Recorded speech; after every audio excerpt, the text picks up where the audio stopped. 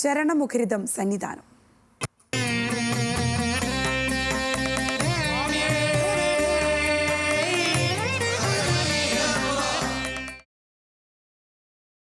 ശബരിമലയിൽ ദർശന പുണ്യവുമായി മണ്ഡലകാല പൂജകൾക്ക് തുടക്കം. പുലർച്ചെ 3 മണിക്ക് പുതിയ മേൽശാന്തി അരുൺകുമാർ നമ്പൂതിരി നട തുറന്നു. ഉച്ചയ്ക്ക് 1 മണിക്ക് നടയടയ്ക്കും. 70,000 പേരാണ് ഇന്ന് ദർശനത്തിനായി വെർച്വൽ ക്യൂ വഴി ബുക്ക് ചെയ്തിരിക്കുന്നത്.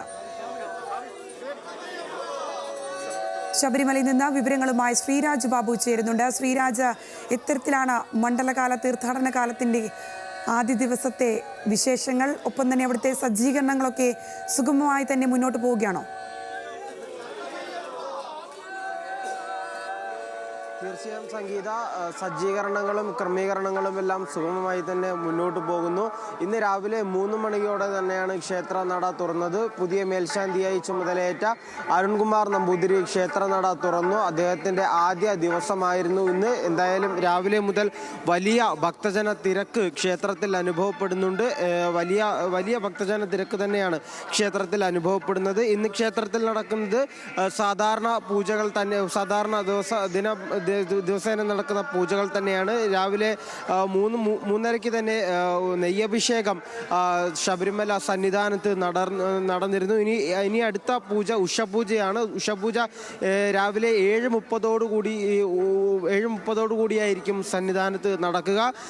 പിന്നീട് വരുന്നത് 12:30 ഉച്ചപൂജയാണ്. ഉച്ചപൂജയ്ക്ക് ശേഷം വൈകിട്ട് 6 മണിക്ക് ദീപാരാധനയും രാത്രി 9:30 അത്താഴ പൂജയും ശേഷം 11 മണിക്ക് ഹരിവരാസനം ചൊല്ലി ക്ഷേത്രനട അടയ്ക്കുന്നതുമാണ് അവസാന ചടങ്ങ്.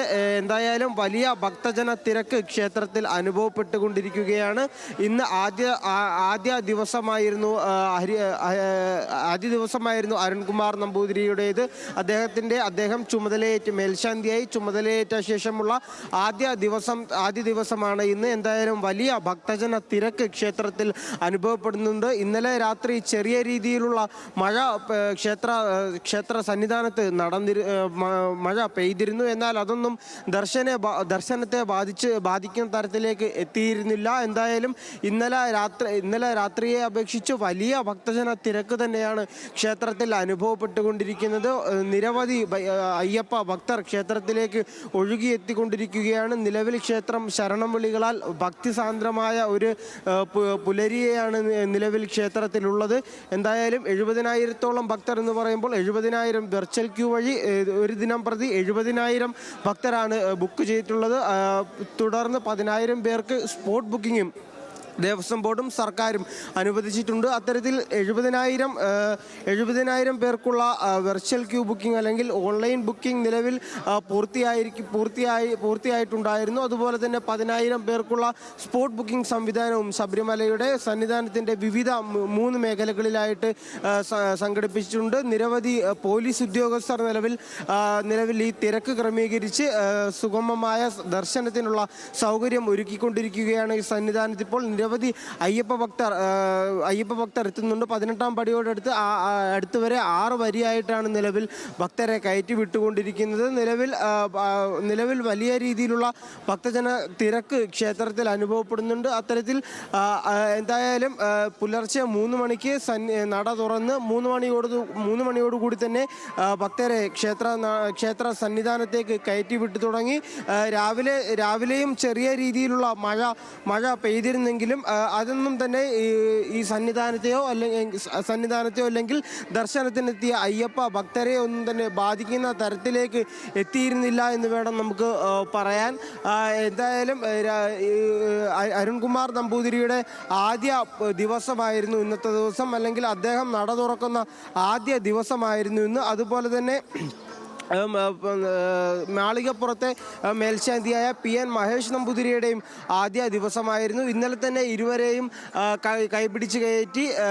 കൈപിടിച്ച് സന്നിധാനത്തേക്ക് കയറ്റി 18-ാം പടി കയറ്റി അവർക്കുള്ള അഭിഷേകവും അവരെ അഭിഷേകം ചെയ്ത് അവർക്ക് ഔദ്യോഗികമായി അവരുടെ ചുമതലയേൽക്കുന്ന അല്ലെങ്കിൽ ഔദ്യോഗികമായി അവരുടെ മേൽശാന്തിയായി അവർ ചുമതലയേൽക്കുന്ന ചടങ്ങുകളെല്ലാം കഴിഞ്ഞിരുന്നു. 10 ദിവസമുള്ള അവരുടെ അവരുടെ പൂജാ നടപടിക്രമങ്ങൾ അല്ലെങ്കിൽ പൂജാ പരിശീലനം എല്ലാം പൂർത്തിയാക്കിയതിനു ശേഷമാണ് ഇരുവരും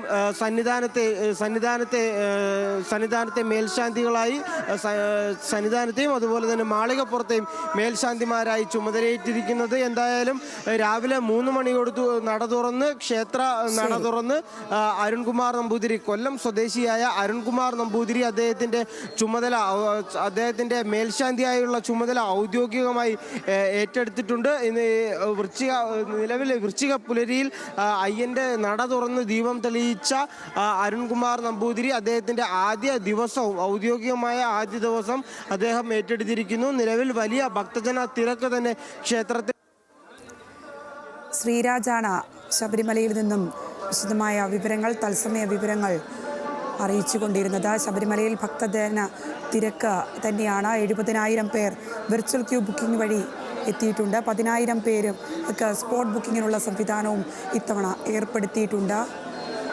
എന്നാണെങ്കിലും ഭക്തജന തിരക്കും ശരണം വിരിയാൻ മുഖരിതവുമായ ഒരു സന്നിധാനമാണ് നമുക്ക് ഈ പുലർച്ചെയും കാണാൻ കഴിയുന്നത്.